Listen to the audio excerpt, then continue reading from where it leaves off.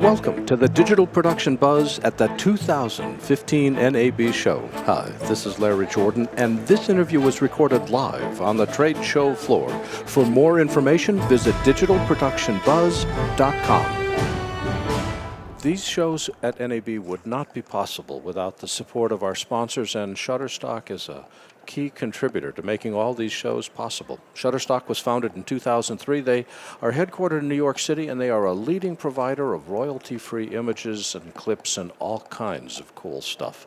I'm delighted to introduce Derick Rhodes. He's with Footage Marketing with Shutterstock. Derick, thanks for joining us Thanks today. so much for having me. You guys are new, as opposed to the Getty Images of the world and Artbeats and Creatas. And first, why start Shutterstock when you've got 800 competitors? And second, why should somebody even consider Shutterstock? So I think when John Oringer started Shutterstock, what he saw was that the marketplace was sort of filled with sort of a tired model. That everyone was kind of doing the same thing. He felt like the prices were too high, and that he could sort of launch a crowdsourced model, keep prices low, keep things transparent, be super contributor friendly. And really take on, Getty Images and some of the others in the industry, and that's exactly what's happened. Now, what does contributor-friendly mean? That means it's very, very easy to sign up to get started submitting to Shutterstock and to become a contributor. You just go to submit.shutterstock.com. It's super, super transparent. We have a really, really friendly contributor portal where you can see your earnings in real time, get information on what's happening with your sales, and then we have great tools like a keywording tool that helps you keyword quickly so you can get your content up and get licensing.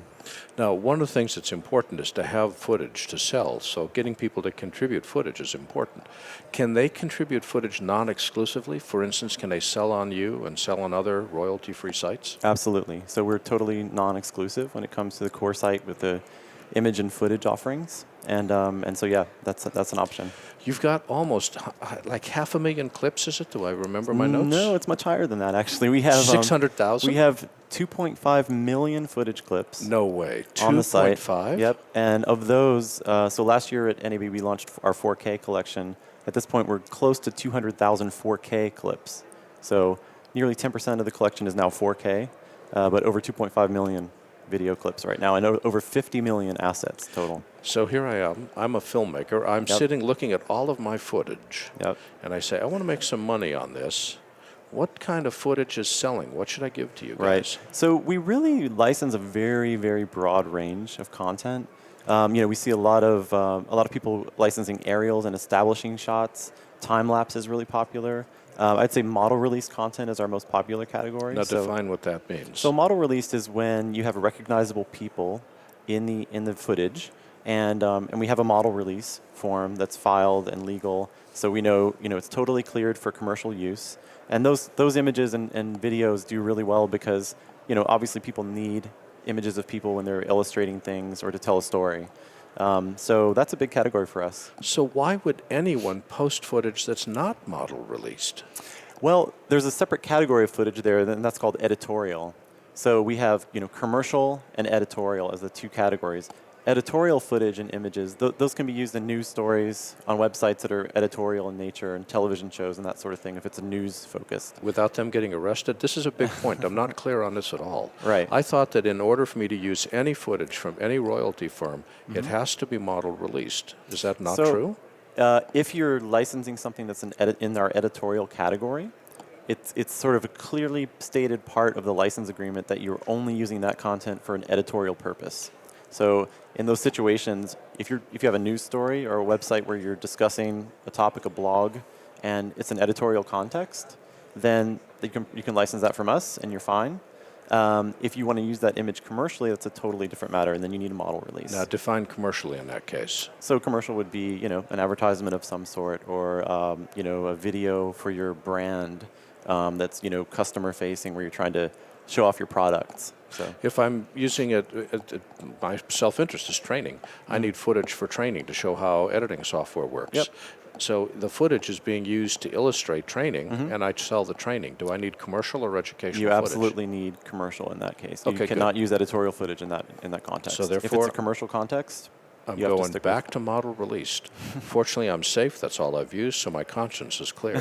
Good. What have you got that's new for the show?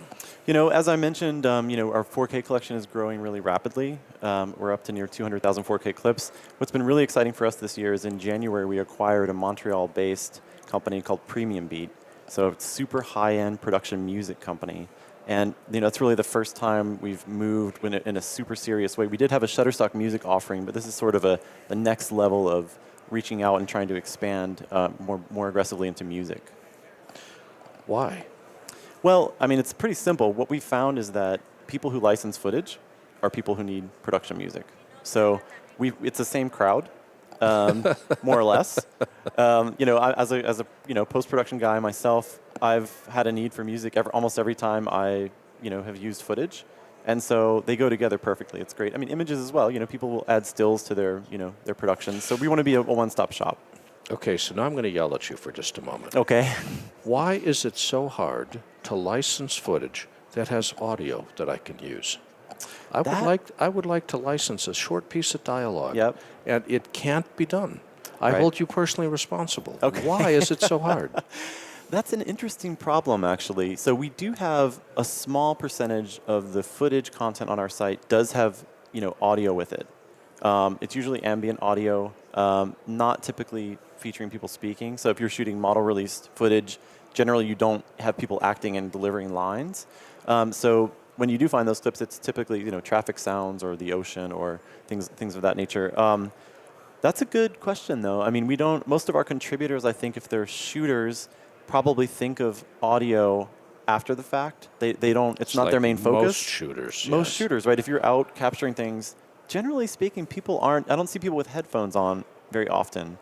Slap somebody for me. will Okay, you? I will try to. One of the big challenges I have is trying to find footage for training purposes. I Right. need to be able to show how a scene looks, and Yeah. licensing footage with audio is impossible. I mean, I'd say this is a great tip for Shutterstock contributors that would be listening. And we have over 70,000 folks that have content on our site now.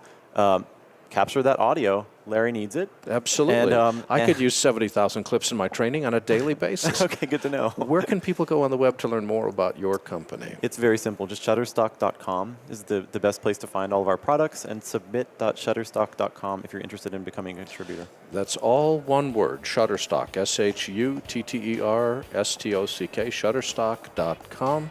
And Derick Rhodes is footage marketing with Shutterstock. Derick, thanks for joining us. Thanks so much for having me. Take Appreciate care. it. Thank you.